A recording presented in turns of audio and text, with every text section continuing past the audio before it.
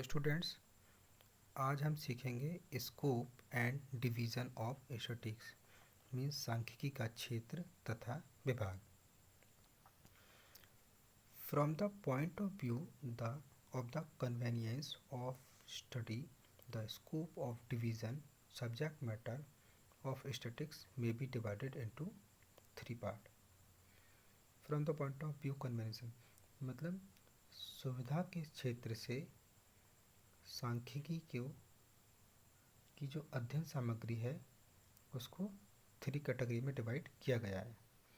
Number 1 statistical methods, number 2 divisions of और classification of statistics, number 3 application of statistics. तो ये तीनों parts को हम एक एक करके अंडरस्टूड करेंगे वन बाय वन। फर्स्ट था हमारा स्टैटिस्टिकल मेथड्स मतलब सांख्यिकीय रीतियाँ। इसमें बता रहे हैं statistical methods are those methods which are used to clarify numerical fact. सांख्यिकीय रीतियाँ उन रीतियों को कहते हैं, मतलब स्टैटिस्टिकल मेथड ऐसे मेथड होते हैं which are used to clarify numerical fact, जिनको हम संख्यात्मक तथ्यों के रूप में प्रयोग कर सकते हैं। These methods simplify the complicated fact and highlight the basic truth existing in these facts. There has been controversy about the number and nomenclature of statistical method, but on the whole they can be put as follows. इन रीतियों के this method simplify the complicated fact मतलब जो ये रीतियाँ होती हैं, इन रीतियों के जटिल तथ्यों को इजी वे में रखा जाता है। उनमें जो यूनिवर्सल ट्रुथ होते हैं उनको बाहर निकाला जाता है। सांख्यिकी रीतियों की संख्या और जो नामकरण है उसके विषय में जो विद्वान हैं वो एक मत में नहीं है, लेकिन हम इनको कुछ कैटेगरी में डिवाइड कर सकते हैं। देखते हैं स्टैटिस्टिकल मेथड्स की क्या क्या कैटेगरी हैं। फर्स्ट है हमारी collection of data. Collection of data is the first and basic statistical method मतलब जो सांख्यिकी रीतियाँ होती हैं उसमें पहला और जो आधारभूत रीति है वो होता है कलेक्शन ऑफ डेटा मतलब समंकों का संकलन। Data are collected accordingly to objectives and planning of investigation की मतलब जो अनुसंधान के उद्देश्य से और योजना के अनुसार ही समंकों का कलेक्शन संकलन किया जाता है। On the basis of collection data can be classified into 2 groups, primary data and secondary data मतलब संकलन के आधार पर जो कलेक्शन का बेस लिया हमने उस संकलन के आधार पर डेटा को हम 2 टाइप में डिवाइड कर सकते हैं, primary data and secondary data, प्राथमिक समंक और द्वितीय समंक।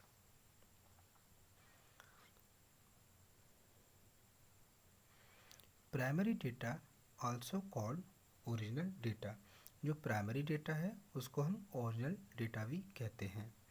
दे are collected by the researcher afresh from the beginning मतलब जो प्राइमरी डेटा है वो कोई भी शोध करता है उसको डायरेक्टली जो मिलता है वो प्राइमरी डेटा कहलाता है। बिगनिंग टू द एंड जो शुरू से लेकर उसको लास्ट तक मिलता है वो सब प्राइमरी डेटा होता है।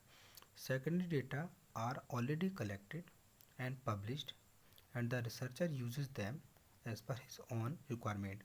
सेकेंडरी डेटा ऐसा डेटा होता है जो पहले से कलेक्टेड होता है, पहले से पब्लिश्ड होता है, जिसको रिसर्चर अपनी ज़रूरत के अनुसार ही उसको चुनता है। In the collection of data, it is also decided whether data relating to whole area, universe of researcher will be collected or sampling method will be followed।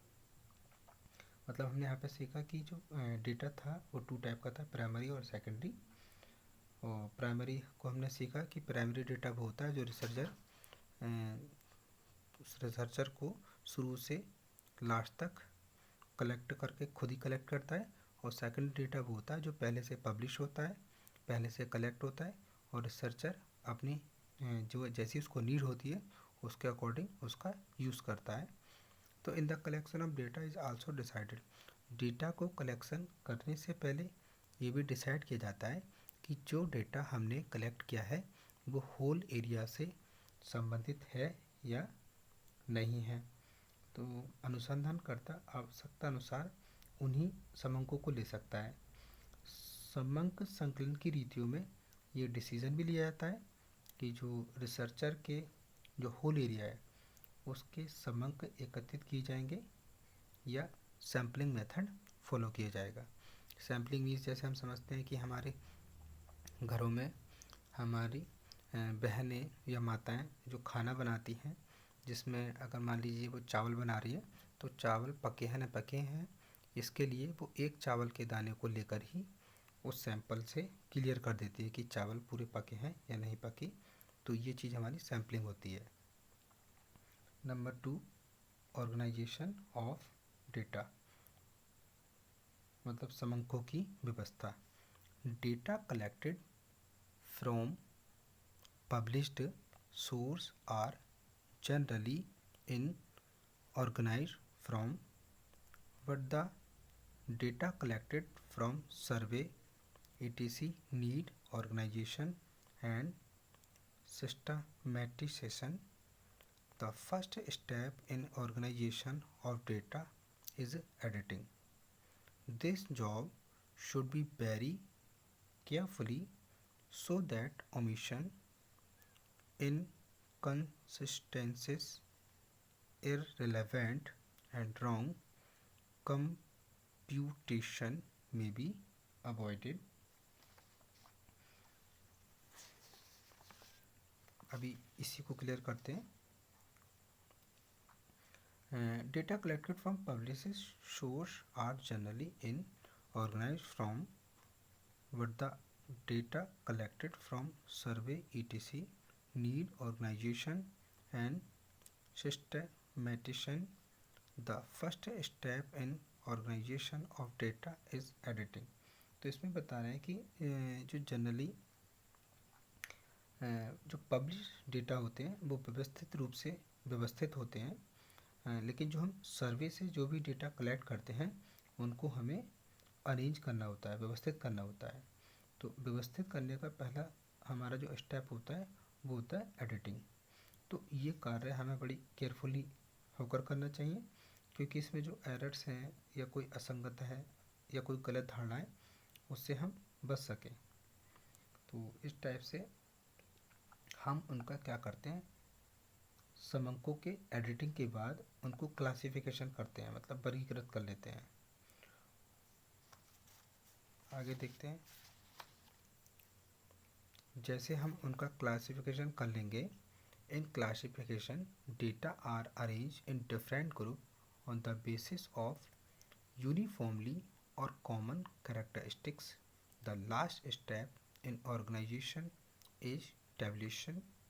The purpose of tabulation is to arrange the data in columns and rows so that there is absolute clarity in the data presented and they may be used properly in statistical analysis.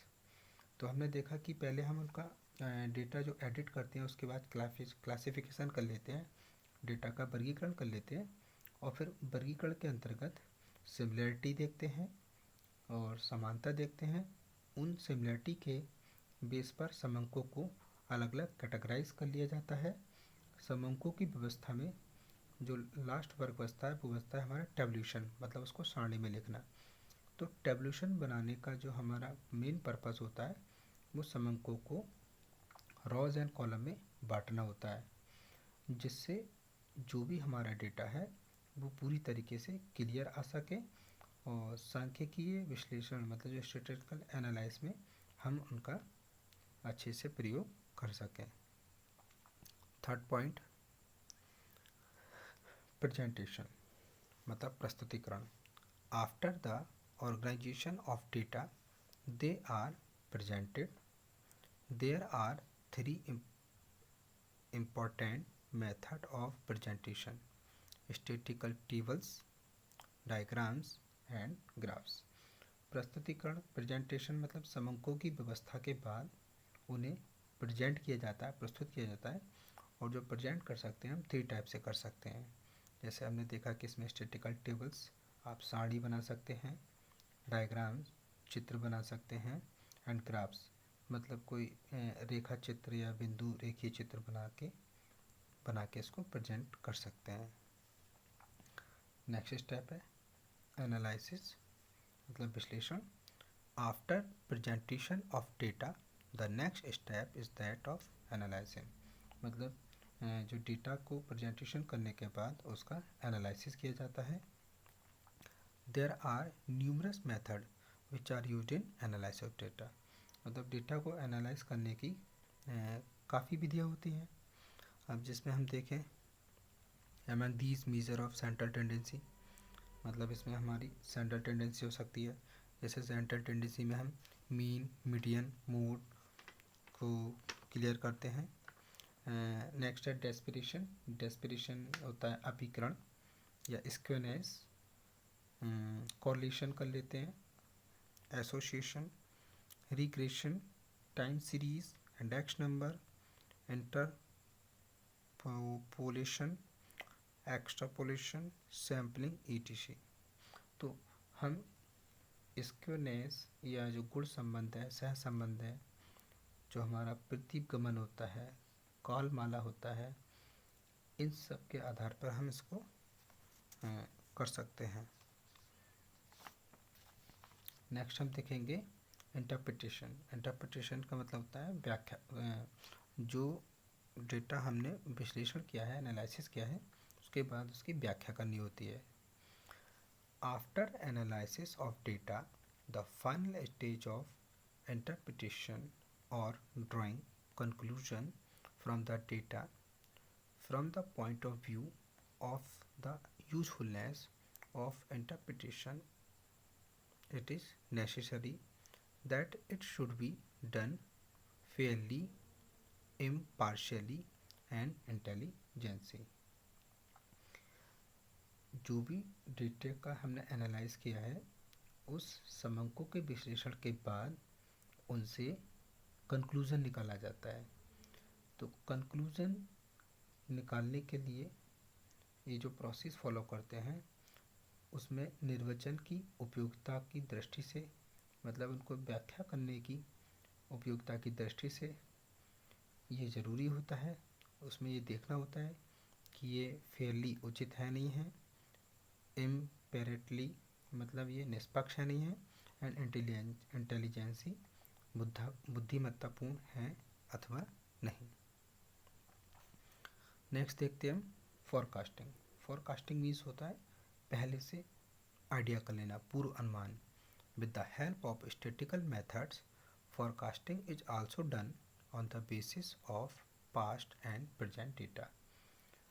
Means सांख्यिकी रीतियों के माध्यम से past जो भूतकालीन है and present जो वर्तमान जो data मिल रहा है उसके आधार पर फ्यूचर के लिए भी हम फोरकास्ट कर सकते हैं, मीन्स पूर्वानुमान लगा सकते हैं। तो डिवीजन ऑफ क्लासिफिकेशन हम नेक्स्ट वीडियो में पढ़ेंगे। आज के लिए इतना ही। Thank you.